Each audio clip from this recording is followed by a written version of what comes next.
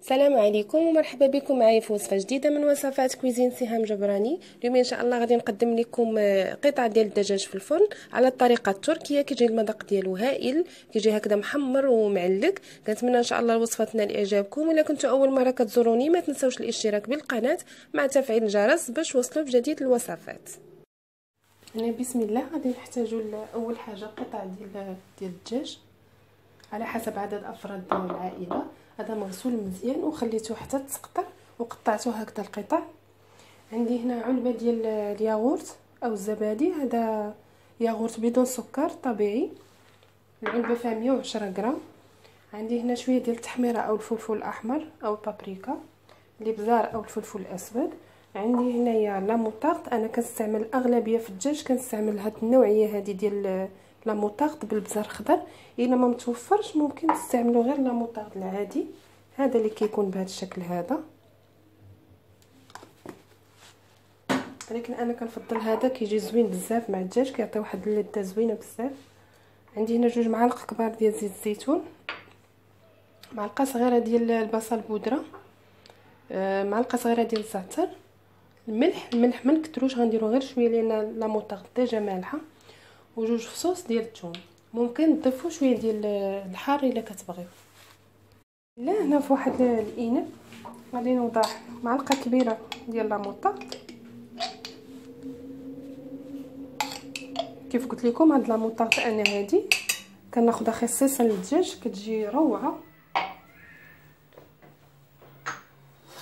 غادي نديروا شويه ديال الملح، غير شويه ما تكثروش، بودره البصل.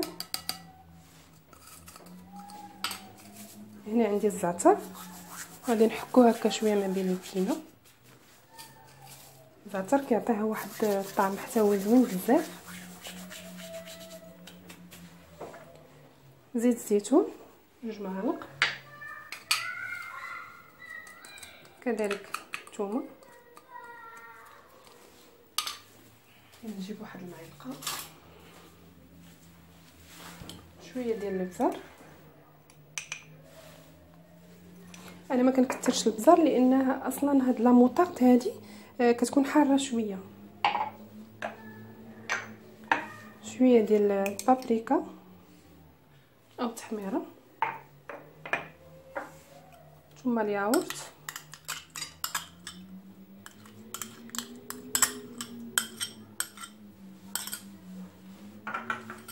كنحركوا المكونات كامله مع بعضياتها حتى تجانس لينا. من بعد ما تخلطت لي هاد التتبيله او لا ماريناد مزيان، غادي نجيبو دابا هذاك القطع ديال الدجاج. بالنسبه للدجاج ضروري ديروا فيه هاد الفتيحات بحال هكذا باش تدخل لكم فيه العطريه او التتبيله. كيف ما كتشوفوا ضروري نفلحوه بحال هكذا بالموس. انا غادي ندير هاد القطع كلها ديال الدجاج اللي عندي. من بعد غادي نغطيها هكذا بالبلاستيك الغذائي وغادي نخليها في الثلاجه لمده 6 ساعات على الاقل. وإلا عندكم الوقت خليوها ليله كامله باش هاد الدجاج يتشرب هاد التتبيله مزيان. هنا الدجاج ديالي من بعد ما خرجته من الثلاجه وتشرب ليا مزيان هذيك التتبيله. عندي هنا واحد 2 حبات ديال البطاطا اللي قشرتهم قطعتهم هكذا رقاق ورشيتهم شويه ديال الابزار وشويه ديال الملح او الفلفل الاسود. وعندي هنايا شويه ديال الطماطم او طوماط سوريز غادي نزين بها. غادي نجيب واحد ليمون، انا عندي هذا ديال الزاج او قالب، او ممكن ديروا في اي صينيه ديال الفرن عندكم. ودهنتها هكذا بشويه ديال الزبده، وكذلك درت قطع هكذا صغار ديال الزبده هكا حطيتهم. الزبده هذه كتخلي لينا البطاطا كتجي محمره وكتجي بنينه. وكنوضع فيها هكذا هاد الشرائح ديال البطاطا بهذا الشكل هذا. من بعد ما استفت هذيك الكميه كامله ديال البطاطا اللي عندي، غادي نجيب دابا هذوك القطع ديال الدجاج وغادي نعاود نحركهم مزيان. طالعه منهم واحد الريحه زوينه بزاف. بعد ما تخلطو مزيان كنجيب هذا المول اللي فيه البطاطا وكنوضع فيه هاد القطع ديال الدجاج ديالنا بهذا الشكل هذا.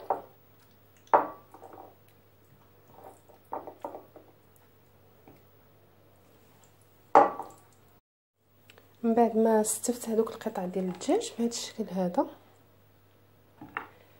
غادي نوضع هاد لي طوماط سيريز، غادي نزين بهم بهذا الشكل.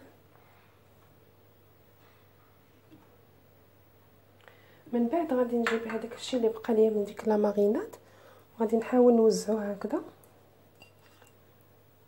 فوق هاد البطيطه. بالنسبه للبطاطا راه كلها غادي تجي لذيذه بهاد لاصوص اللي غتنزل هكذا من الدجاج، كلها غتنزل على البطاطا وغتعطيها واحد المذاق زوين بزاف. بعد ما وزعت هذيك لا ماريناد اللي شاطت ليا دابا غادي نغطيه بالبابي سولفيريزي او بابي كويسون هذا او ورق الطبخ. غادي نغطيه وغادي ندخلوه للفران واحد الساعه ديال الوقت حتى يطيب ان شاء الله. وملي غادي يطيب نخرجوه ان شاء الله ونوريكم المرحله المواليه.